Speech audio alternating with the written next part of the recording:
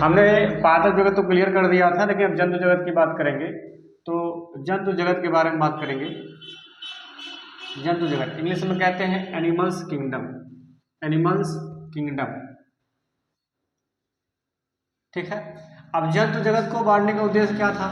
अरस्तु ने जब इसे बांटा था तो अरस्तु जंतु जगत में रीजन क्या था कि इसमें कितने प्राणी आते थे? लगभग 10 लाख से अधिक प्राणी आते थे, और 10 लाख से अधिक प्राणी आने के कारण इनका सभी का रंग स्वभाव के रूप में सभी के गुणों के आधार पर सभी जीवों को बांटा गया। तो इसमें 10 लाख से अधिक प्राणी डाले गए, और 10 लाख से अधिक प्राणी डालने के बाद अरस्तु ने इन्हें 2 भागों में बांट दिया। अरस्तु ने इन्हें 2 भागों में बांट दिया। इंग्लिश वर्ड में अरिस्टोटले कहा जाता है। 332 ईसा पूर्व से लेकर 384 ईसा पूर्व में, 322 ईसा पूर्व ईस्वी में आए थे ईसा मसीह के धर्म के पहले। चलो आगे बात करते हैं। तो जब वैज्ञानिकों ने 2 भागों में बांटा तो पहले का नाम रखा प्रोटोजोआ। प्रोटोजोआ यानी हिंदी वर्ड में भी प्रोटोजोआ कहते हैं, प्रोटोजोआ। और दूसरे वर्ड में कहा इन्होंने मेटाजोआ। मेटाजोआ हिंदी वर्ड में भी कहा इन्होंने मेटाजोआ, ठीक है। प्रोटो शब्द का मतलब होता है पहले, पहले, या दूसरे शब्द में कह लें प्रारंभिक। क्या कहेंगे? प्रारंभिक कह सकते हैं, ठीक है, पहले या प्रारंभिक। और जो मतलब होता है एनिमल्स। जोन का मतलब होता है, जोन का मतलब होता है जंतु या एनिमल्स। इन जीवों को, इन प्रोटोजोआ शब्द का प्रयोग किसने किया था? तो प्रोटोजोआ शब्द का प्रयोग 2 व्यक्तियों ने किया था, जिनका नाम पहले था जॉर्ज अगस्ट। जॉर्ज अगस्त ने सन 1818 में इस शब्द का प्रयोग किया था। और एक वैज्ञानिक थे गोल्डकस। गोल्डकस ने इसे, इनका नाम रखा था प्रोटोजोआ। नाम रखने वाले व्यक्ति कौन थे? तो नाम रखना किसने काम किया था? तो नाम रखने का काम प्रोटोजोआ का गोल्डकस ने किया था, 2 वैज्ञानिकों। और ये दोनों वैज्ञानिक कहाँ के थे? कभी IAS में पूछा जाने वाला क्वेश्चन है, बता रहे हैं कि ये पूछा था कि प्रोटोजोआ शब्द का प्रयोग किसने किया था, और जो वैज्ञानिक बताया उसको कहाँ के निवासी थे। तो ये था क्वेश्चन जर्मन के। कहाँ के थे? जर्मन के निवासी थे। कहाँ के निवासी? जर्मन के। इन्होंने नाम रखा, और इसी को सबसे पहले जो जीव उत्पन्न होते हैं इन्हीं को प्रोटोजोआ में रखा गया, और इन्हीं को प्रारंभिक पादप भी कहा गया। इन्हीं को प्रारंभिक पादप भी कहा गया, प्रारंभिक पादप। और दूसरे शब्द में प्रोटोफाइटा कहा गया, प्रोटोफाइटा, इन्हीं को कहा गया प्रोटोफाइटा। एड्स क्लियर हो गया। अब जो जीव जंतु सबसे पहले उत्पन्न हुआ होगा वो किस में आएगा? प्रोटोफाइटा, प्रारंभिक पादप या प्रोटोजोआ के अंतर्गत आएगा। क्लियर है। अब आगे बात करते हैं मेटाजोआ। मेटाजोआ जो प्राणी सबसे बड़े थे, बड़े उच्च वर्ग में आते थे, उन्हें मेटाजोआ के अंतर्गत रखा गया। अब प्रोटोजोआ के अंदर कोई भाग नहीं था, मेटाजोआ के अंदर 2 भाग बताया गया। मेटाजोआ, इतना इनका वर्णन था, लेकिन इसने अरस्तु के द्वारा इतना किया गया था। लेकिन इसके बाद एक वैज्ञानिक आया जिनका नाम था लिनियस। कौन आया? लिनियस। लिनियस ने मॉडर्न तरीके से मॉडर्न क्लासिफिकेशन किया। क्या किया? मॉडर्न क्लासिफिकेशन किया। Modern classification of animals kingdom. Animals kingdom यानी कि जंतुओं का आधुनिक वर्गीकरण करने के बाद सभी जीवों का आधुनिक वर्गीकरण किया गया जंतु जगत का। तो लिनियस ने किया। लिनियस ने 2 पे किया था, एक पादप था और दूसरा था जंतु। पादप और जंतु पे, दोनों पे इन्होंने किया था। पादप जगत और जंतु जगत पे दोनों पे इन्होंने क्लियर किया था। तो इन्होंने मॉडर्न क्लासिफिकेशन डाला तो 2 तरीके से बांटा, और 2 तरीके से बांटने का रीजन ये था, इन्होंने पहले क्या किया, ये 2 भागों में बांटे इन्होंने। और 2 भागों में बांटने में इन्होंने पहले कहा एनेमा और दूसरे को कहा इनेमा। एनेमा और इनेमा क्या होता है? एनेमा के अंतर्गत आने वाले प्राणी का रक्त कैसा था? लाल नहीं था। यानी जो RBC उसकी बॉडी में पाया जाता है, जो ब्लड पाया जाता है उसकी बॉडी में, उसका रंग रेड नहीं था। कैसा? रेड नहीं था। और यानी कि श्वेत रहा होगा, नीला रहा होगा। इसे कौन कौन से प्राणी आते हैं इसमें? तो आप कहें मोलस्का, मोलस्का, सिलेंट्रेटा, सिलेंट्रेटा, ठीक है। और ऐसे प्राणियों को कहाँ रखा गया उन्होंने, इसमें रख दिया, यानी जिनकी बॉडी का रंग कैसा होगा, लाल नहीं होगा, वो कौन से इनेमा के अंतर्गत आएंगे। क्लियर है, ठीक। और इसमें ये प्राणी आता है स्पंज। स्पंज किसका प्राणी है, हाइड्रा वाला है, हाइड्रा की प्रजाति में आता है स्पंज आता है। फिर इसे इन्होंने कहा दूसरे वर्ड में, दूसरे शब्द में कहा क्या, इनेमा। इनेमा का मतलब होता है जिन व्यक्तियों के जीवों के शरीर में, ऐसे जान लो, जिन जीवों के शरीर में रक्त कैसा हो, लाल हो, उन्हें एनेमा के अंतर्गत रखते हैं, ठीक है। क्लियर हो गया होगा। अब इनका कैसा था, रेड जो ब्लड था, ब्लड कैसा था, इनका ब्लड कैसा था, ये एब्सेंट कर लो, एब्सेंट, एब्सेंट, इसे प्रेजेंट कर लेना। ब्लड कैसा था, प्रेजेंट था और रेड था।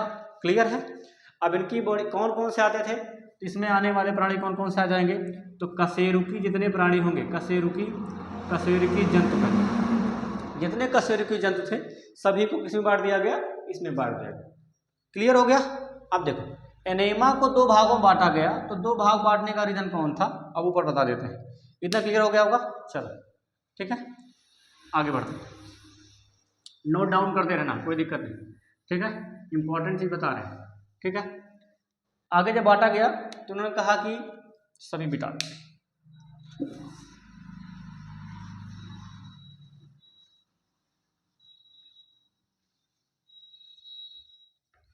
चलो अब इसके बाद कहा गया जब जंतु जगत को दो भागों में बांटा गया, तो एनेमा को, इनेमा को, इनेमा को,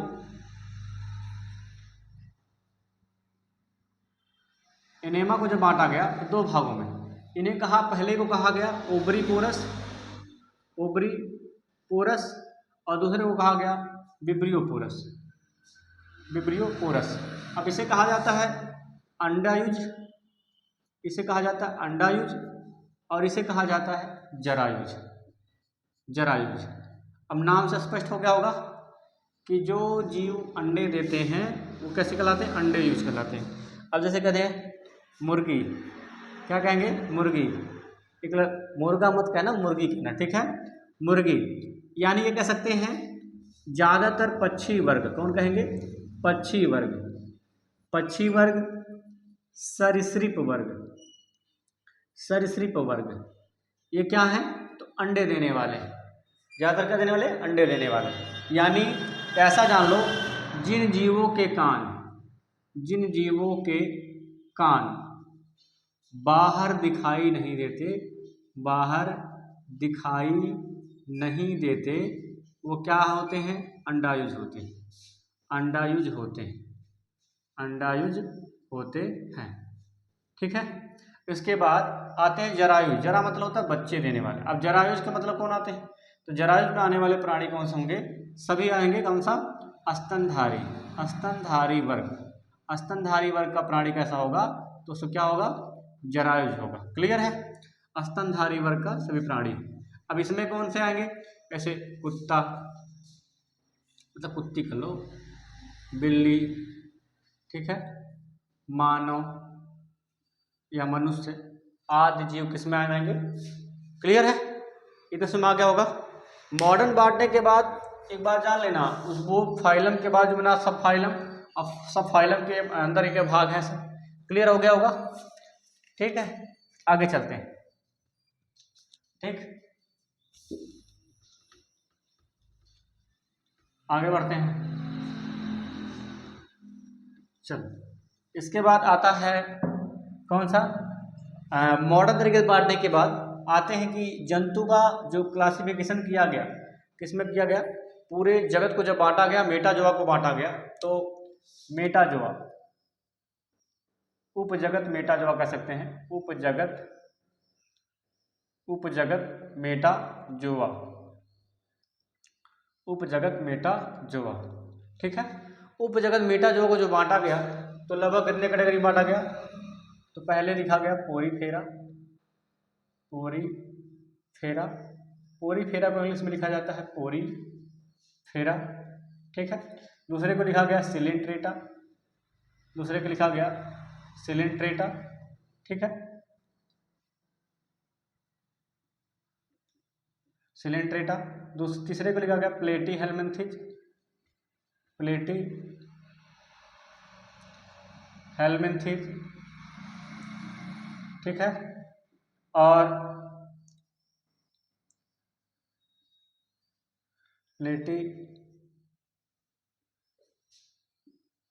हेलमिंथिस, और चौथे को लिखा गया निमेटोडा,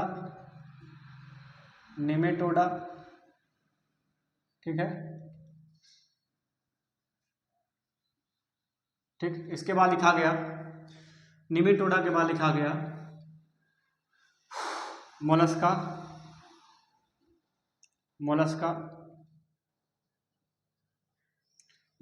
उसके बाद लिखा गया आर्थ्रोपोडा,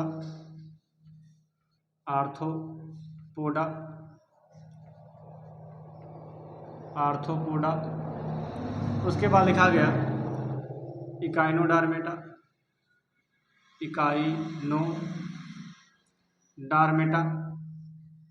उसके बाद यहाँ इंग्लिश में ECHINO,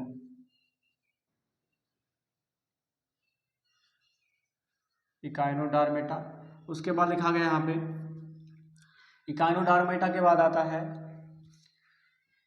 मोलस्का हो गया एनेलिडा, ठीक है, एनेलिडा,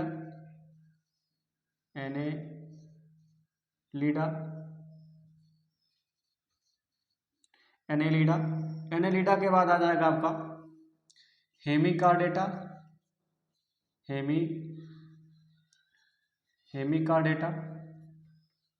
और इसके बाद आता है हेमिकॉर्डाटा, ठीक है। उसके बाद आता है कॉर्डेटा,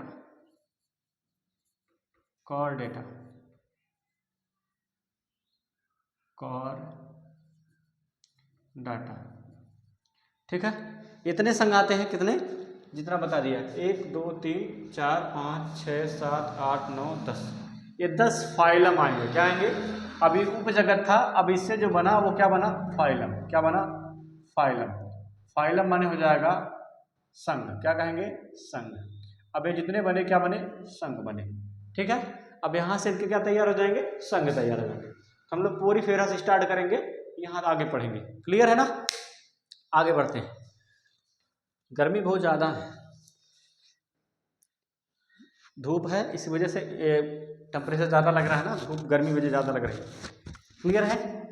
चलो, अगर तुमसे यहाँ पे पूछ लिया जाए पूरी फेरा, यही से स्टार्ट कर लेते हैं, बगल में जगह है। पूरी फेरा, पूरी फेरा क्या है? तो पूरी फेरा, पोर यहाँ कहेंगे पोर और फेरा। पोर का मतलब होता है छिद्र और फेरा मतलब होती है बॉडी। ठीक है। जिनकी बॉडी पे अनेकों छिद्र हों, जिनकी बॉडी पे अनेकों छिद्र होते हैं, अनेक छिद्र होते हैं और अनेक प्रकार के होते हैं, अनेक छिद्र पाए जाते हैं, अनेक प्रकार के छिद्र पाए जाते हैं, उन्हें हम क्या रखते हैं? पोरी फेरा के अंतर्गत रखते हैं। फॉर एग्जाम्पल साइकॉन, ये साइकॉन का है एग्जाम्पल है, ये साइकॉन है। ठीक है।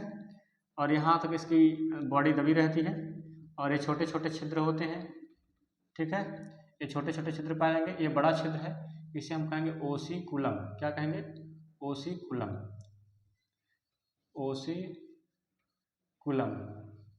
और इसे छोटे छिद्र को कहते हैं ओस्टिया। क्या कहते हैं? ओस्टिया। क्लियर है ना? ये हो गया साइकॉन। साइकॉन लिख दे रहे हैं, स्ट्रक्चर बाय साइकॉन, SYC। ठीक है। Structure bye साइकॉन। क्लियर है? ये होते हैं साइकॉन। अब ये ओसिकुलम हो जाएंगे और ये जहाँ भी रहेंगे कॉलोनी में रहेंगे। इतना इसका एग्जांपल जान लो, ये मतलब इसके बारे में जान लो। ये जहाँ भी रहेंगे कॉलोनी में रहेंगे, कॉलोनी के साथ साथ कहाँ रहेंगे? समूह बनाकर रहेंगे। और लेकिन कैसे होंगे? एक्वाटिक होंगे। कैसे होंगे? एक्वाटिक माने होता है जलीय। कैसे होंगे? जलीय। अब जलीय होंगे चाहे जहाँ रह दो, लेकिन ज़्यादातर मैराइन वाटर डेवलपमेंट होता है किसमें? इसमें पोरीफेरा प्लांट। क्लियर है? अगर तुमसे पूछे कितने प्राणी इसमें आते हैं तो हाइड्रा, इसमें सबसे पहले कौन आएगा? सबसे पहले साइकॉन आता है। कौन आता है? साइकॉन। क्लियर है? और ये देखने को कैसे लग रहे हैं? इसे लग रहा है बेलना टाइप में लग रहा है ना, बेलनाकार। कौन होंगे? बेलनाकार। अरिसमित बॉडी बटी हुई है, हाँ बटी है, लेकिन अलग अलग है, लेकिन जहाँ भी रहेंगे समूह में रहेंगे। क्लियर है? चलो ठीक। लेकिन चपटे भी देख रहे हैं, गोल भी देख रहे हैं, सब क्या है समझने के लिए।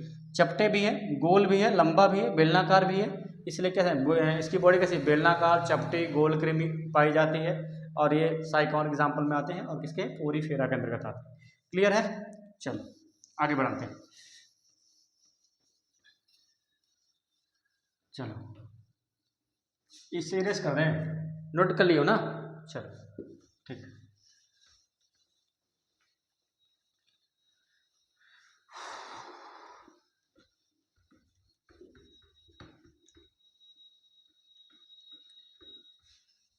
दूसरा आता है सिलेंट्रान। कौन आता है? सिलेंट्रेटा। तो सिलेंट्रेटा, सिलेंट्रेटा और सिलेंट्रेटा को कहेंगे सिलेंट्रान नामक। कौन कहेंगे? इसकी बॉडी में क्या पाया जाएगा? सिलेंट्रान नामक, सिलेंट्रान नामक देहगुहा पाया जाता है, नामक देहगुहा पाया जाता है, जो क्या करता है? इनकी बॉडी के सारे फंक्शन, भोजन को एब्जॉर्ब करना, निकालना, सारी क्रिया क्या पाई जाती है? इसमें पाया जाता है। इसके एग्जाम्पल कौन कौन से हैं? एग्जाम्पल हाइड्रा, हाइड्रा, मूंगा, ठीक है, सी एनिमोन, सी एनिमोन, ठीक है, आरेलिया, आरेलिया, ठीक, इटीसी कर लेगा। कितना बताएं, ठीक है। ये सब किसके अंदर है? इसी के अंदर आते हैं। क्लियर है? चलो ठीक, आगे बढ़ते हैं। देखो एक चीज़ और है, सबसे इम्पोर्टेंट है एक चीज, इसमें देखो दो परत पाई जाती है, इनकी चर्म, बॉडी के चर्म जो पाए जाते हैं दो परत। तो जो चर्म कौन होते हैं? एक एक्टोडर्म होता है, एक होता है एक्टोडर्म, एक्टोडर्म, और दूसरा होता है इंडोडर्म, दूसरा होता है इंडोडर्म, इंडोडर्म। एक्टोडर्म और इंडोडर्म मतलब जानते हो? एक्टो मतलब होता है अंदर, इंडो मतलब होता है सॉरी, एक्टो मतलब बाह्य धर्म होता है और इंडो मतलब दोनों अंदर होता है। अब ये दो कंडीशन पे होते हैं। जब ये बढ़ते हैं तो ये बड़े वाले स्टेज में, जब छोटे अवस्था में रहेंगे तो पॉलिप, क्या रहेंगे? पॉलिप। और बड़े वाले स्टेज में क्या रहेंगे? मेड्यूसा। पॉलिप और मेड्यूसा स्टेज में रहेंगे। पॉलिप जो होता है वो स्वतंत्र नहीं होता। अब जैसे छोटा बच्चा स्वतंत्र रहेगा? नहीं रहेगा, इसलिए घर वाले दबा दो थप्पड़ लगाएंगे, जो ही दे पाएगा वही एक दो थप्पड़ लगाता है, लगाता है नहीं, इसलिए क्या स्वतंत्र नहीं रहते। ये क्या होते हैं? अचल होते हैं, अचल होते हैं, चल नहीं पाते, ठीक है। लेकिन ये कैसे होते हैं? स्वतंत्र होते हैं। क्या होते हैं? स्वतंत्र होते हैं। क्लियर है ना? मतलब ये फ्री होते हैं। कैसे होते हैं? फ्री होते हैं। क्लियर है ना? ये स्वतंत्र होते हैं, अचल होते हैं, और ये चल होते हैं। क्लियर है ना? पॉलिप और मेडूसा स्टेज में। समझ में आ गया? आगे बढ़ते हैं, चलिए आगे बढ़ते हैं। प्लेटीहेल्मिन्थेस, इतना क्लियर हो गया?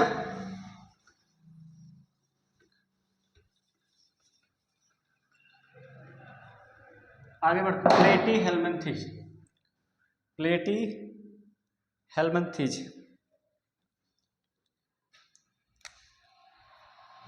प्लेटीहेल्मिन्थेस, हेल्मिन्थेस,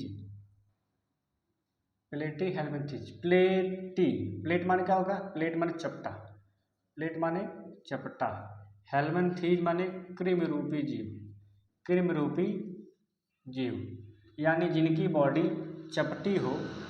घर में रोटी देने वाला क्या बोलते हैं? रोटी देने वाले, जिसपे रोटी देते क्या कहते हैं? चपटा होता है ना, उसे क्या बोलते हैं? गांव में छीपा कहा जाता है। छीपा जानते हो ना? कैसा होता है? चपटा होता है। क्या कहते हैं? चपटा। और ये होता है प्लेट। कैसा होता है? प्लेट।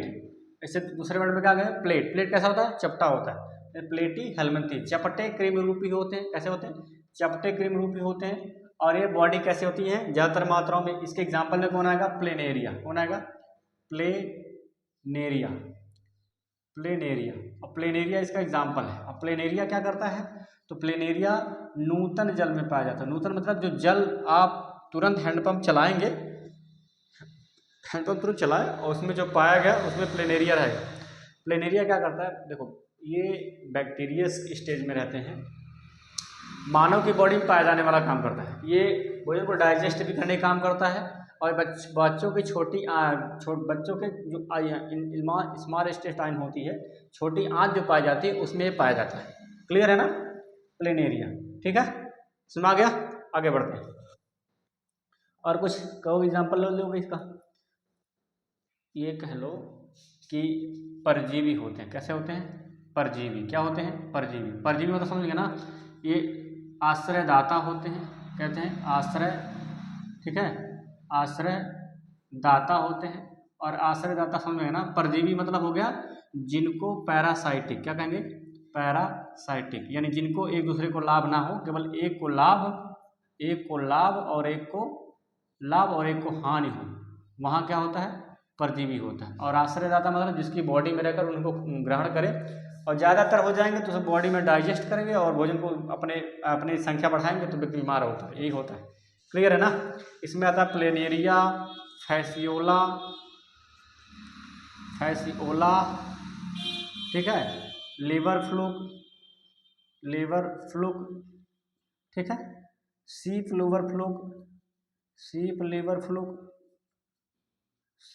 फ्लूक, ये सब किसके एग्जाम्पल है? इसी के एग्जाम्पल है। क्लियर? चलो आगे बढ़ते हैं। ठीक, एक होता है जो टीनिया नाम होता है। टीनिया जो होता है ना, टीनिया क्या है? तो एक कच्चा मांस, जब मांस मुर्गी हो चाहे मतलब चाहे जो भी हो, काटते हैं, काटने के बाद उसमें सफ़ेद छोटा छोटा दिखाई देता है ना, तो वो टीनिया क्रिया होती है। क्या होती है? टीनिया। कच्चे मांस में पाया जाता है। जब उबाल कर रखो तो मांस में सफ़ेद दिखाई देता है, तो टीनिया उत्पन्न हो जाता है। उसमें क्या होता है? टीनिया। क्लियर है? चलो आगे बढ़ते हैं। गर्मी बहुत ज़्यादा है, इसी वजह से पढ़ाने की इच्छा नहीं हो रही थी, लेकिन हम क्या करें, आप लोग कहते सर जी वीडियो डालिए। अब वीडियो डालना ही पड़ता है। अब वीडियो ना डाला जा कहेंगे सर जी आप डालते नहीं वीडियो, कल कहते हैं। हाँ, काफ़ी दिन बाद वीडियो डालें तो बात सही है, लेकिन साथ में कुछ समझा करो। ठीक है, अगर तुमको इसकी जीव प्रजाति की समझी ना, तो लगभग इसमें जीव पाए जाते हैं। कितने जीव? तो प्लेटी हेलमिंथेज में 20,000 से अधिक, कितने हजार जी? 20,000 से अधिक जो जीव पाए जाते हैं। किसमें पाए जाते हैं? प्लेटी हेलमिंथेज में। ठीक है, प्लेटी हेलमिंथेज में 20,000 से अधिक जीव पाए जाते हैं। छोटे छोटे होते हैं, पता नहीं चलते, लेकिन हम लोग ग्रहण करते हैं, इसीलिए रहते हैं मस्त। हमको भी खाते हैं, हम उनको खाते हैं टाइम आने पर। ठीक है, ठीक, आगे बढ़ते हैं। और दूसरा आता है निमेटोडा।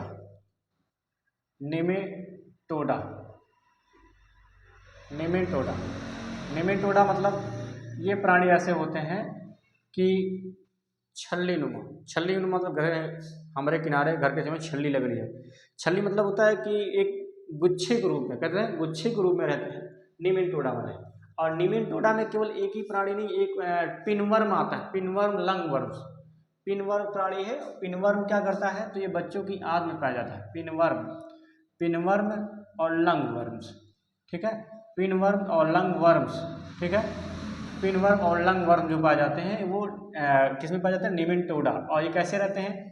तो छल्ली रूप में रहेंगे, यानी छल्ले के रूप में रहेंगे। इनकी बॉडी बटी होगी, यानी कि त्रिपार्श्विक होगी। कैसी होगी? त्रिपार्श्विक। ठीक है, त्रिआयामी, यानी 3 प्रकार के आयाम की बनी होगी। क्लियर है? चलो आगे बढ़ जाएंगे। और अगर इनके बाद बॉडी कैसी होती है? तो लंबी होती है, बेलनाकार होती है, चिकनी भी होती है, सपाट मतलब स्मूथ होती है। क्लियर ना? तो ये निमेटोडा के अंतर्गत इतने प्राणी आते हैं।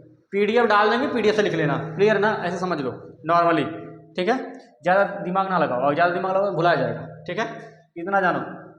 केवल आप फाइलम जब आप फाइलम पढ़ रहे हैं तो फाइलम पढ़ते समय केवल इतना संघ पढ़ते समय इतना ध्यान दें कि कौन सा जीव किस संघ का है, बस किस संघ का है। अगर इतना दिमाग में घुस गया तो उसका फाइलम याद हो जाएगा। क्लियर है? बाकी पीडीएफ देंगे, लिख लेना। हमारा ना इतना जरूरी है, और इतना नहीं जब दिमाग में काम करेगा तो फिर गायब हो जाएगा। मुझे नहीं पता इसके बाद फिर पढ़ना, फिर दोबारा आना, सर जी बता दीजिए। दोबारा सर जी नहीं बताएंगे। ठीक है, चल। इसके बाद आता है एनेलिडा। कौन आता है? एनेलिडा। आगे पीछे पढ़ा ले रहे, कोई दिक्कत नहीं है, समझ लेना। एनेलिडा में कौन आता है? एनेलिडा में आता है केचुआ। कौन आता है? केचुआ। और केचुआ कैसा है? तो बाईसेक्सुअल क्या कहते हैं, बाईसेक्सुअल, यानी कि कैसे होंगे, द्विलिंगी। द्विलिंगी को दूसरे वर्ड में क्या कहेंगे, द्विलिंगी। द्विलिंगी को दूसरे वर्ड में कहते हैं हर्माफ्रोडाइट। क्या कहते हैं, हर्माफ्रोडाइट। हर्माफ्रोडाइट क्या कहते हैं, हर्माफ्रोडाइट द्विलिंगी प्राणी को, ठीक है, बाईसेक्सुअल। और कौन कौन पाए जाते हैं, एनिलिडा में आएगा केचुआ, जोंक, क्या आएगा, केचुआ और जोंक। ये कैसे, इनमें शिलामेट पाया जाता है, शिलामेट यानी शिलामोट होता है, शिलामेट लिखते हैं, शिलामोट पाया जाता है। और शिलामेट के माध्यम से जैसे चूसक पाया जाएगा, चूसक, और चूसक के माध्यम से ही क्या करते हैं, मूवमेंट करते हैं, एक तरफ मेल और एक तरफ फीमेल, यानी बीच में चूसक पाया जाता है। और चूसक शिलामेट होते हैं, एक गति करता है तो इसके साथ में घसकता हुआ, देखें केचुआ एकदम पहले एक भागेगा, फिर दूसरा वाला खींचिएगा बॉडी को, ठीक है, फिर आगे बढ़ेगा, फिर वो धीरे से आएगा, फिर आएगा, फिर धीरे से आएगा।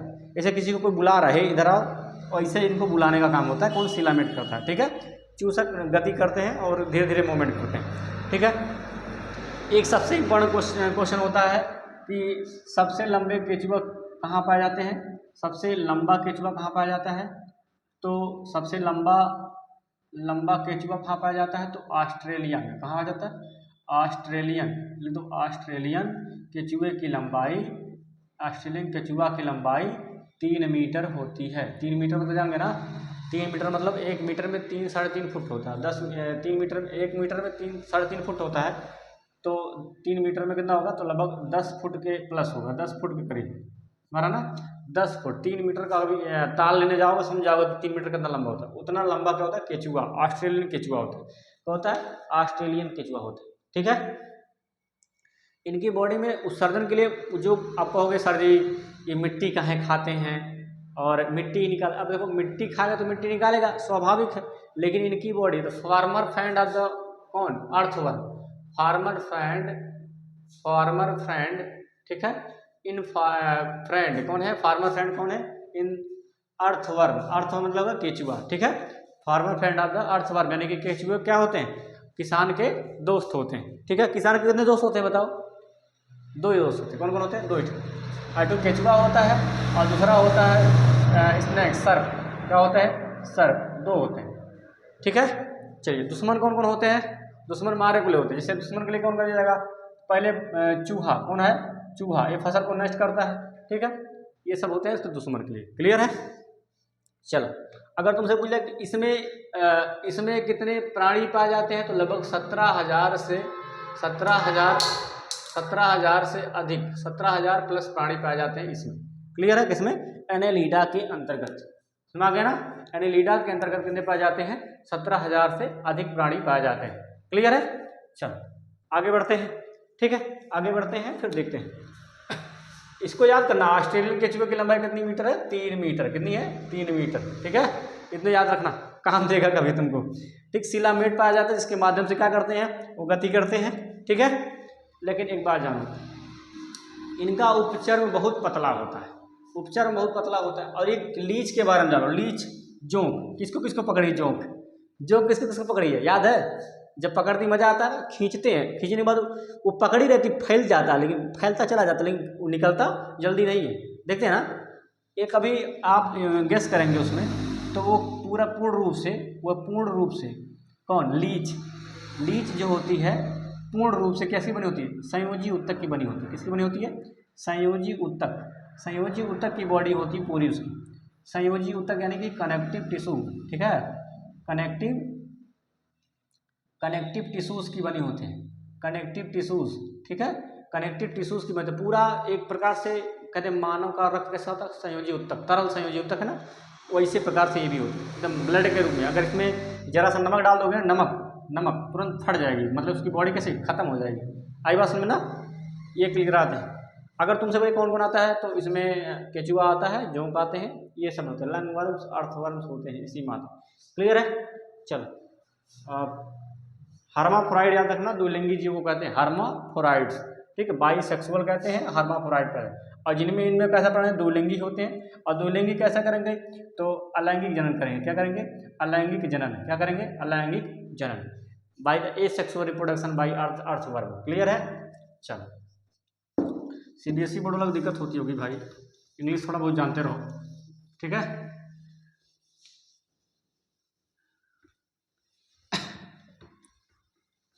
आगे बढ़ते हैं, ठीक। आगे बढ़ने के बाद कहेंगे एक सबसे बड़ा फाइलम, लार्जेस्ट ऑफ फाइलम। ये जो हमने एनेलिडा बताया ना, एनेलिडा दूसरे नंबर पे आता है, लेकिन सबसे बड़ा कौन आता है, तो आर्थ्रोपोडा। कौन आता है, आर्थ्रोपोडा आता है। कौन आता है, आर्थ्रोपोडा, ARTHOPODA, आर्थ्रोपोडा। आर्थ्रोपोडा, अर्थ मतलब होता है जुड़ा, अर्थ का मतलब होता है जुड़ा, जुड़ा हुआ, ठीक है। गांव में कहते हैं अर्थिन, कहेंगे अर्थिन दे रहा है। अर्थिन मतलब होता है अलग से, ऐसा महसूस हो जिसकी बॉडी जुड़ी जुड़ी महसूस हो, उन्हें कहेंगे आर्थ्रोपोडा। अब अपोडा का मतलब होता है अपेंडर्स। क्या होता है, अपेंडर्स, ठीक है, अपेंडर्स, यानी जिनके बॉडी पंख के रूप में जुड़ी जुड़ी महसूस होती हैं, उन्हें हम लोग कहते हैं आर्थ्रोपोडा। अब आर्थ्रोपोडा की बॉडी में कौन कौन से आते हैं, ये देखो, लार्जेस्ट ऑफ फाइलम है पहली बात तो, लार्जेस्ट ऑफ फाइलम, यानी कि संघों का सबसे बड़ा संघ कौन होता है, संघों का सबसे बड़ा संघ, संघों का सबसे बड़ा संघ कौन होता है, सबसे बड़ा संघ कौन होता है, तो कहेंगे क्या, फाइलम, आर्थ्रोपोडा। कौन फाइलम, आर्थ्रोपोडा, ठीक है। सेकंड नंबर पे कौन आता है, तो एनेलिडा आता है। सेकंड नंबर पे कौन आता है, एनेलिडा। थर्ड नंबर पे कौन आता है, तो मोलस्का। कौन आता है, मोलस्का आता है। कौन आता है, मोलस्का। क्लियर है ना। अभी इसके बारे में तो बता दिया, इसके बारे में भी बताना है, ठीक है। चलो, आर्थो लार्जेस्ट ऑफ फाइलम है, जितने इंसेक्ट पाए जाएंगे, इंसेक्ट माने जितने भी कीड़े पाए जाएंगे, कीट, कीट मकोड़े, ठीक है, कीट मकोड़े जितना होंगे सब इसी में आएंगे, कीट मकोड़े रेंगने वाले जितने जीव आएंगे सब इसी में आएंगे, इंसेक्ट आएंगे। लार्जेस्ट ऑफ फाइलम लगभग कहें 10 अरब, ठीक है, इतना जान लो, लाख कहो अरब कहो कोई दिक्कत नहीं, क्योंकि सबसे बड़ा है तो चाहे जितना रख दो कोई दिक्कत नहीं, ठीक है। तो 10 लाख है, 10 अरब से प्राणी ज़्यादा पाए जाते हैं, 10 लाख से अधिक प्राणी पाए जाते हैं, अरब मैंने लिख दिया, समझ लेना इसके लिए, ठीक है। लार्जेस्ट ऑफ फाइलम होते हैं, यानी जितनी तुम्हारी मकड़ी होती, मकड़ी, मकड़ी जानते हो ना, स्पाइडरमैन ऐसे चपक जाता, जब चपक जाता ना, चपकने वाला काम कौन होता है, ऐसे चपकेगा, मानो देखते हैं स्पाइडरमैन जाके चिपक जाता है, ऐसा कुछ नहीं है, चिपकेगा नहीं, ठीक है, समझे। तो मकड़ी आती है, ठीक है। आप कल खजूरा ले लो, तिलचट्टा ले लो, ठीक ना, मॉस्क्यूटो यानी मच्छर ले लो। लार्ज मच्छर 3 प्रकार से, एनाफ्लिज, एडीज और क्यूलेक्स, 3 मच्छर होते हैं, 3 को 3 बीमारी, डेंगू होता है, एडीज, मलेरिया, एनाफ्लिज, ठीक है।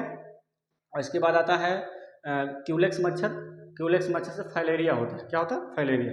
क्लियर है। चलो आगे बढ़ेंगे, ठीक है। अब कहोगे पाए कहाँ जाते हैं, पाए कहाँ जाते हैं, तो भैया सब मृदा में पाए जाएंगे, कुछ मृदा में रहेंगे, कुछ क्या रहेंगे, भूमि के पास रहेंगे, ठीक है, बना के बिल बना के रहते हैं यार। और देखो एक चीज़ आता है सबसे इम्पोर्टेंट का बिच्छू। कौन है, बिच्छू। और बिच्छू पाया जाता है, बिच्छू की बॉडी से जो निकलता है वो क्या निकलता है, फार्मिक एसिड। क्या निकलता है, फार्मिक एसिड निकलता है। क्या निकलता है, फार्मिक एसिड। और फार्मिक एसिड कहाँ निकलता है, जब डंक मारती, डंक मारने वाले भाग क्या कहते हैं, नहीं पता ना, हम बता रहे हैं, उस भाग को कहते हैं टेल्सन। क्या कहते हैं, टेल्सन, टेल्सन कहते हैं। और टेल्सन से क्या निकलता है, फॉर्मिक एसिड। और फॉर्मिक एसिड टेल्सन भाग से निकलता है, जब करिया हो जाता है तो पूरा समझ में आ जा रहा है ना, मारे भी पता चल रहा होगा। तो इस भाग को टेल्सन कहते हैं। जो बिच्छू को देखकर जेसीबी का निर्माण किया गया। किसका निर्माण किया गया, जेसीबी। बिच्छू और जेसीबी मिलाना, एक बार कंपेयर करना, पता चल जाएगा क्या है क्या नहीं, ठीक है, समझ आ गया। चलो आगे बढ़ते हैं। टेल्सन ये पाया जाता है इसकी बॉडी में, और ये किसका संघ, किस संघ का प्राणी है, बिच्छू, तो आर्थ्रोपोडा। किसका प्राणी है, आर्थ्रोपोडा का। क्लियर है। अब इनके जो अपेंडर्स पाए जाते हैं, जो इनके अपेंडर्स होते हैं वो किस काम के लिए काम करते हैं, अपेंडर्स का मतलब काम होता है, कुछ लोग खोदने का काम करते हैं, ठीक है, कुछ खोदने का काम करेंगे, कुछ जो है पकड़ने के लिए काम करेंगे, ठीक है, पकड़ने के लिए काम करेंगे, कुछ को उड़ने के लिए काम करेंगे, ठीक है, कुछ तो तैरने के लिए काम करेंगे। सभी के लिए सबकी बॉडी के अलग अलग उपांग। जैसे अब देखो ना, कुछ जीव ऐसे होते हैं उड़ने वाले से खोदते, ऐसे माटी फेंकते रहते, ऐसे पीछे फेंकते रहते, वो खोदने का काम कर रहा है। तैरने वाले पानी में गिर गए, स्विमिंग करके निकलेंगे, ठीक है समझ ना। उड़ने वाले उड़ेंगे। अब मॉस्किटो मच्छर क्या उड़ने का काम करता है, ठीक है, उसकी बॉडी तो मच्छर देखो जैसे चलेगा कुल जोड़ल लगेगा, क्या होता है, सब ऐसे ही होते हैं। क्लियर है, आर्थ्रोपोडा द फाइलम। क्लियर है, समझ रहे ना। एक चीज अगर आपसे पूछ ले कि मच्छर का निर्माण कैसे होता है, तो मच्छर का निर्माण आप जानते होंगे, मच्छर जो होता है एक गंदगी से बनता है, और गंदगी वास्तव में क्या है, अभी आप सुनेंगे परसों के डेट में आया रिजल्ट की हेडलाइन बनी है न्यूज़ में कि मलेरिया के जिम्मेदार होंगे ग्राम प्रधान। ठीक है, मलेरिया के बीमारी के जिम्मेदार होंगे कौन होंगे, ग्राम प्रधान। सुना रहे ना, क्यों, क्योंकि गांव की सफाई होना जरूरी है, ये मोदी जी ने लागू किया है। ठीक है, समझते रहो। तो मच्छर क्या गंदगी से फैलते हैं, खुली नाली हो गया, खुली नाली, और खुली नाली जब रहेगी तो इसमें क्या है, मच्छर प्रवेश करेंगे, और मच्छर के जो लार्वा होता है, लार्वा की जो मच्छर जो अपना लार्वा छोड़ता है गंदगी बॉडी में, उसमें गंदगी में यानी खुली नाली में, उस नाली में कैरोसिन का तेल डालेंगे। कैरोसिन मिल नहीं रहा है, तो कैरोसिन ना डाल करके आप किसी भी तेल का तेल डालेंगे तो क्या होगा, नष्ट हो जाएगा, और नष्ट होने के बाद इसका लार्वा खत्म हो जाएगा, तो फिर मच्छरों का निर्माण नहीं होगा। यही काम करने के लिए कौन कहा है, मोदी जी ने। क्या कहा है, मोदी जी ने। ठीक है, सुना गया। चलो लेकिन ये जान लो, ये सारे प्राणी कैसे हैं, सारे प्राणी कैसे हैं, यूनिसेक्सुअल, यानी कह सकते हैं एक लिंगी। कैसे हैं, एक लिंगी है। क्या है, एक लिंगी है। कैसे हैं, एक लिंगी, एक लिंगी प्राणी है। टोटल प्राणी कैसे हैं, एक लिंगी, कोई दो लिंगी नहीं है। एक लिंगी रे कौन सेक्सुअल होगा, तो सेक्सुअल रिप्रोडक्शन। कौन होगा, सेक्सुअल रिप्रोडक्शन, सेक्सुअल रिप्रोडक्शन। ठीक है, दो लिंगी रहेंगे तो एसेक्सुअल, फिजन, बाइंडरी, ये सब क्लियर होता है। क्लियर है ना। चलो,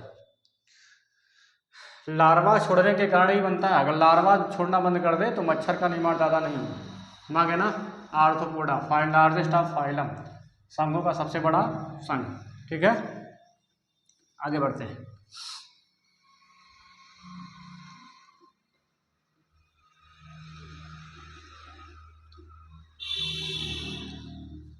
अब आते हैं इकाइनोडर्मेटा पे। कुछ पाते हैं इकाइनोडर्मेटा, इकाइनोडर्मेटा, इकाइनोडर्मेटा, इकाइनो ECHINO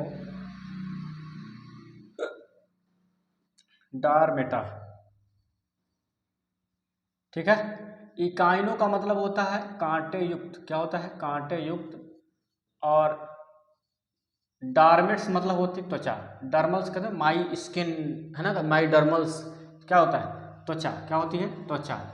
ठीक है, तो डार्मेट में क्या होता है, त्वचा। जिनकी बॉडी पे कांटे रूप में संरचनाएं पाई जाती हूँ उन्हें हम लोग क्या कहते हैं, उन्हें हम इकाइनोडर्मेटा के अंतर्गत रखते हैं। इकाइनोडर्मेटा का कौन कौन होता है, स्टारफिश। कौन आता है, स्टारफिश।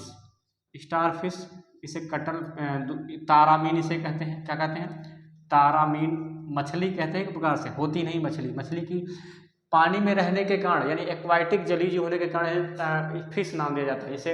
अब जितने फिश का नाम बताएंगे सब इसी में आते हैं, कटल फिश, डॉग फिश, ठीक है ना, स्टार फिश। ठीक है, ये सब क्या आते हैं, इसी में आते हैं। किस में आते हैं, इसी के प्राणी। क्लियर ना, किसके, इकाइनोडर्मेटा के। इनकी बॉडी में छोटे छोटे कांटे के रूप में पाया जाता है। कांटा वास्तव में होता नहीं, हल्का कांटे जैसी संरचना पाई जाती है, छोटे छोटे होते हैं, लेकिन अपने प्रोटेक्शन के लिए काम करते हैं। ठीक है, अपने सुरक्षा के लिए। तो कौन आएगा, कटल फिश। ठीक है, कटल फिश भी आएगा। ठीक है, और डॉग फिश, डॉग फिश। ठीक है, डॉग फिश। जितने भी प्राणी हैं सब क्या आएंगे, इसी के अंतर्गत आते हैं, इकाइनोडर्मेट्स के अंतर्गत आते हैं, यानी इकाइनोडर्मेटा के अंतर्गत आते हैं। क्लियर है, सुना गया, इतना सुना गया होगा ना सभी को। चलो आगे बढ़ते हैं।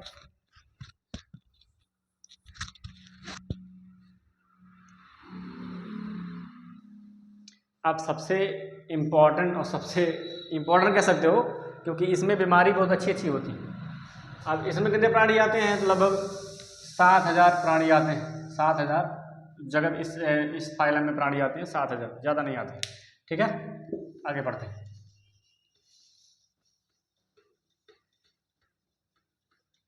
इसके बाद आता है कौन, मोलस्का। Mollusca, Mollusca, Mollusca. ठीक है, मोल मतलब होता है नरम। क्या होता है, नरम। इसका मतलब होता है त्वचा। जिनकी बॉडी अंदर से नरम हो, कैसी हो, नरम हो, वो कैसे आते हैं, मोलस्का के अंतर्गत आते हैं। किसके अंतर्गत आते हैं, मोलस्का, लेकिन नरम त्वचा वाले बॉडी के अंतर्गत आते हैं। अब इसके बॉडी ऊपर देखो, नरम तो अंदर रहेंगे लेकिन ऊपर कैसा, खोल होगा, कैसा होगा, खोल। और खोल कैसा होगा, तो कैल्शियम कार्बोनेट का, कैसा होगा, कैल्शियम कार्बोनेट का बना एक चूना पत्थर पाया जाता है। कैल्शियम कार्बोनेट का एक बना एक छोटा सा चूना पत्थर बॉडी पाई जाती है, ऊपर खोल पाया जाता है जो उन्हें प्रोटेक्शन काम करता है। कछुआ देखो ना, मारोगे तब भी वो फटेगा नहीं जल्दी, मतलब इतना तो मर फट जाए, मर जाए, वो भी जीव है, ध्यान दो। अब इसके एग्जाम्पल में कौन कौन आते हैं, तो कहेंगे सीप, घोंघा, और कौन आता है, कौड़ी। क्या आता है, कौड़ी। कौड़ी का होगा सर जी, क्या है, तो कौड़ी जो छोटे लड़कियों के यही पहनावा जो कौड़ी ने, वो क्या होता है, कौड़ी होता है। क्या होता है, कौड़ी। यही जो छोटे लड़कियों को पहनाया जाता है वो क्या होता है, कौड़ी। ठीक है, कंधे के यहीं पहनाया जाता है, यहीं पे करियाई में। सीप कैसा होता है, ऐसा बंद रहेगा, जो गांव में आलू छोलते हैं और 10 रुपये छिलनी ना लिए तो आलू सीप मांगा लिए, आलू छलिए। घोंघा जानते हैं, घोंघा एक प्रकार से, ये जितने भी प्राणी हैं, सीप, घोंघा, कौड़ी, ठीक है, ये सब कितने हैं, ये सब कैल्शियम युक्त हैं। हमारी सलाह मानो तो जिनको टीबी की बीमारी है, टीबी, ट्यूबरकुलोसिस बैक्टीरिया, माइक्रोबैक्टीरियम कहा जाता है इसे, ट्यूबरकुलोसिस बैक्टीरिया। इसे बीसीजी का टीका भी लिखा जाता है। बैसिलस डॉक्टर होते हैं, तीनों वैज्ञानिक है, बीसीजी, ठीक ना, तो बीसीजी, बैसिलस जी का गुरियन है, और सी का नहीं पता, सी का कॉम्प्लेक्स कुछ कह सकते हैं, 3 लोग हैं, ठीक है। टीबी क्या होता है, टीबी, ट्यूबरकुलोसिस बैक्टीरिया जो होता है वो किसकी कमी से होता है, कैल्शियम कमी से। किसकी कमी से, कैल्शियम। और पूर्ण कैल्शियम के लिए डॉक्टर यही सलाह देंगे, मतलब आप कैल्शियम की दवा लीजिए या कैल्शियम वाली चीज़ें खाइए तो आप टीबी भाग जाएंगे। और टीबी के सिम्टम कितने होते हैं, खांसी आना, 1 हफ्ता ज़्यादा खांसी है तो जाना टीबी सिम्टम, टीबी वाला सिम्टम आ गया। क्लियर है ना, सुना रहे ना। टीबी के लिए क्या होता है, कैल्शियम युक्त चीज़ों को खाना पड़ता है। क्लियर। और ये रहते कहाँ, सीपी, घोंघा कहाँ रहेगा, पानी में। कहाँ रहेगा, पानी में। क्लियर है, आगे समझ जाओ, ठीक है। चलो आगे बढ़ते हैं। इकानोडार्मेटा हो गया। अब बात करेंगे हेमिकॉर्डेटा। कौन करेंगे, हेमिकॉर्डेटा। सुना गया होगा, पीडीएफ डाल देंगे, समझ जाना, बाकी पढ़ लेना, ठीक है, लिख लेना उसी से, ऐसे नॉर्मल पढ़ लो। इसके बाद आता है हेमिकॉर्डेटा। हेमिकॉर्डेटा, देखो हेमिकॉर्डेटा बेटा क्या होता है वास्तव में, तो हेमिकॉर्डेटा जो कॉर्डेटा से निकला हुआ है, कॉर्डेटा से निकला हुआ है। और कॉर्डेटा का मतलब ये जान लो, कॉर्डेटा कशेरुकी, और हेमिकॉर्ड मतलब कशेरुकी, सीधी जान लो। जिनकी बॉडी थोड़ा सा लचीली टाइप में हो, मूव करती हो, सूंडयुक्त बनी हो, जैसे बैलनोग्लासेस हो गया, बैलनोग्लासेस, साइकोग्लासेस, ये सब क्या है, सूंडयुक्त, जो समुद्री होते हैं और यू शेप में रहते हैं। यू शेप में रहने, बीएससी में जाओगे ना तो पढ़ोगे तो ये मिलेगा आपको, ठीक है। यू शेप में रहने वाले, यहाँ इनकी टेल्स रहेगी और यहाँ पे इसकी मुंडी रहेगी, सूंड होगा, ठीक है। इस स्पेस में रहते हैं हेमिकॉर्डेटा। सारी बॉडी डेवलपमेंट ठीक ठाक होती है, अंग तंत्र भी पाए जाते हैं, सारे पाए जाते हैं, लेकिन सूंड पाए जाते हैं, सूंड हो जैसे इनके हेमिकॉर्डेटा में रख देते हैं। जैसे बैलनोग्लासेस प्राणी होता है, वो किसका प्राणी है, हेमिकॉर्डेटा। इंपॉर्टेंट हमारे लिए ज़्यादा कौन है, तो सबसे ज़्यादा कौन होता है, सबसे ज़्यादा हमारे लिए कौन पाया जाता है इंपॉर्टेंट, कॉर्डेटा। कौन आता है, कॉर्डेटा। सब पाया जाएगा इसमें, पृष्ठ रज्जु भी होगी, सब कुछ होगा। पृष्ठ रज्जु भी है, श्वसन के लिए भी बॉडी पाए जाएंगे, ठीक है, उत्सर्जन के लिए भी अंग पाए जाएंगे सारे।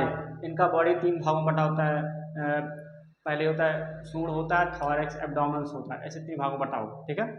सूंड पहला होगा, यहाँ से यहाँ तक बड़ी सूंड होगा, जिसमें हमारा मुँहा है, आपका मुँहा है, यहाँ से आदमी का सूंड होगा। इसके बाद थॉरैक्स होगा, फिर एब्डोमेन। एब्डोमेन मतलब सबसे उधर वाला हिस्सा, एब्डोमेन। थॉरैक्स मतलब गले वाला हिस्सा, यहाँ से आते चले, ठीक है, बीच वाला हिस्सा थॉरैक्स में आता है, ठीक है, समझे। गर्मी से परेशान है, गर्मी पड़ रही है, ध्यान दो, अपनी सेहत पे ध्यान दो, और ज़्यादा खाना ना मत खाया करो, न्योता मत खाया करो, न्योता खाओगे पेट खराब हो जाएगा, सुना ना। पेट खराब होगा क्या होगा, हैजा, क्या होगा, हैजा। कौन सा बैक्टीरिया, विब्रियो कालेरी। कौन बैक्टीरिया, विब्रियो कालेरी, ठीक है। चलो अब आता है इंपॉर्टेंट, तो कहते हैं कि इंपॉर्टेंट में कौन आता है, तो इसके बाद आता है कि कॉर्डेटा। कौन आता है, कॉर्डेटा, ठीक है। कॉर्डेटा क्या है, तो कॉर्डेटा के अंतर्गत 2 भाग पाए जाते हैं, जिसे हम लोग कहते हैं प्रोटोकॉर्डेटा ठीक है, प्रोटोकार्डेटा, और दूसरा आता है वर्टिब्रेटा, वर्टिब्रेटा, ठीक है। हम अरे अकेले ही पढ़ा रहे हैं बच्चों को, बच्चों को लिए पढ़ा रहे हैं, बच्चों के लिए ये ऑनलाइन पढ़ा रहे हैं, और जाएगा उसी पे यूट्यूब पे पढ़ेगा, समझे? हाँ ठीक है, क्लियर है।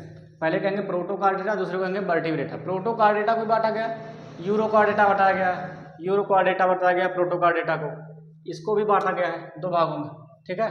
पहले कहा गया यूरोकार्डेटा, यूरोकार्डेटा, ठीक है, और दूसरा कहेंगे सिफेलोकार्डेटा। क्या कहेंगे? सिफेलोकार्डेटा, ठीक है। यूरोकार्डेटा और सिफेलोकार्डेटा दो भाग बटेंगे, ठीक है। कोई सूंड उड़ती वाले बॉडी जो आएगी इसी में आ जाएंगे, ठीक है। अब आते हैं वर्टिब्रेटा। वर्टिब्रेटा को जब बांटा गया तो दो नहीं 5 वर्ग में बांटा गया। फाइलम को वर्ग में डिवीजन किया जाएगा, तो वर्ग में कौन आएगा? पहला है मत्स्य। मत्स्य, मत्स्य मतलब होता है पिसीज, कहेंगे पिसीज, और पिसीज में आएंगे सारी मछलियाँ जितनी होंगी टोटल मछलियाँ, चाहे तो हर टेंगना से लेके गिरई से लेके रोहू से लेके सब। रोहू का साइंटिफिक नेम क्या है? लेबियो रोहिता। क्या नाम है? लेबियो रोहिता, ठीक है। सारी मछलियाँ इसमें आ जाएंगी। और इसके बाद दूसरा वर्ग आता है एवीज। कौन आता है? एवीज। एवीज का मतलब होता है पक्षी वर्ग। कौन आते हैं? पक्षी वर्ग। और आते हैं सारे पक्षी वर्ग इसमें आ जाएंगे। सारे पक्षियाँ जितने रहेंगे इसमें, टोटल जितनी इन्वायरमेंट में हमिंग बर्ड से लेकर, हमिंग बर्ड सबसे छोटा पक्षी है, जा लेना 0.5 इंच का होता है, 1 इंच मान लो नॉर्मल अपने लिए, 1 इंच का होता है हमिंग बर्ड, ठीक है। और सबसे लार्जेस्ट ऑफ एवीज कौन होता है? सबसे लार्जेस्ट ऑफ पक्षी कौन माना जाता है? ठीक है, तो आप कहेंगे शुतुरमुर्ग। शुतुरमुर्ग होता है सबसे बड़ा पक्षी, सबसे छोटा पक्षी कौन होता है? हमिंग बर्ड, ठीक है। इसके बाद आएंगे कौन सा? एम्फीबिया। एम्फीबिया, एम्फीबिया, एम्फीबिया मतलब होता है उभयचर। क्या होता है? उभयचर, उभयचर, इसे कहेंगे एम्फीबिया। एम्फीबिया यानी कहेंगे उभयचर वर्ग। क्या कहेंगे? उभयचर वर्ग, उभयचर वर्ग, ठीक है, उभयचर वर्ग, ठीक है। उभयचर वर्ग के अंतर्गत आएंगे सारे ऐसे भी जीव जो जल में भी रहते हो और जमीन पे भी रहते हो। जमीन के अंदर मतलब अगर उन्हें बच्चे पैदा करने हो तो अभी छोटे अवस्था में बच्चे पैदा करेंगे, वो कौन अवस्था में रहेंगे? तो पानी में रहेंगे, और जब वो बड़े हो जाएंगे तो फिर बाहर आ जाएंगे। ये कह लो अपने बच्चे को पैदा करने के लिए वो जमीन पानी में चले जाते हैं, और जब बच्चे पैदा करने की क्रिया संपूर्ण हो जाती है तो किस में आ जाते हैं? स्थल पे आ जाते हैं। उसके बाद आता है कौन सा? सरीसृप। कौन आता है? सरीसृप, सरीसृप। और सरीसृप के बाद इंग्लिश कहते हैं रेप्टाइल्स। क्या कहते हैं? रेप्टाइल्स कहते हैं। रेप्टाइल्स मतलब हो गया रेंगने वाले प्राणी। क्या होंगे? रेंगने वाले प्राणी, ठीक है। रेंगने वाले जितने प्राणी होंगे वो कौन आ जाएंगे? इसी में आ जाएंगे, ठीक है। इसके बाद आता है स्तनधारी वर्ग। कौन है? स्तनधारी वर्ग, इसे कहते हैं मैमल्स। क्या कहते हैं? मैमल्स, ठीक है। मैमल्स को कहते हैं स्तनधारी वर्ग, स्तनधारी वर्ग, ठीक है। अब इतने होते हैं वर्टिब्रेटा के भाग। आज तक हमने टोटल जंतु जगत के बारे में बता दिया है। जंतु जगत से कोई भी क्वेश्चन होगा तो आप यूट्यूब के नीचे आप कमेंट में लिख सकते हैं, और कमेंट में लिख करके बता दें सर जी ये वाली टॉपिक छूट गई है, आप बताइए, उसको हम बता देंगे। अगली टॉपिक पढ़ाने के लिए भी आप मैसेज डाल सकते हैं, सर जी अगली टॉपिक ये पढ़ा दीजिए, कोई दिक्कत नहीं, पढ़ा दूंगा, ठीक है। इतना क्लियर हो गया वर्टिब्रेटा, सब टोटल चीज़ें हैं, और इतनी जानकारी आपको कुछ समय में मिल गई होंगी। और जो चीज़ें हैं बहुत आसानी से मैंने आपको बता दिया। वीडियो को लाइक करो और शेयर करो, और साथ साथ में चैनल को सब्सक्राइब करो, ठीक है। भूलो मत, भूल जाते हो बार बार कहने के बाद। अब मैं कहता नहीं तो थोड़ा आप अपनी जिम्मेदारी को कोऑपरेट करो। Bye bye.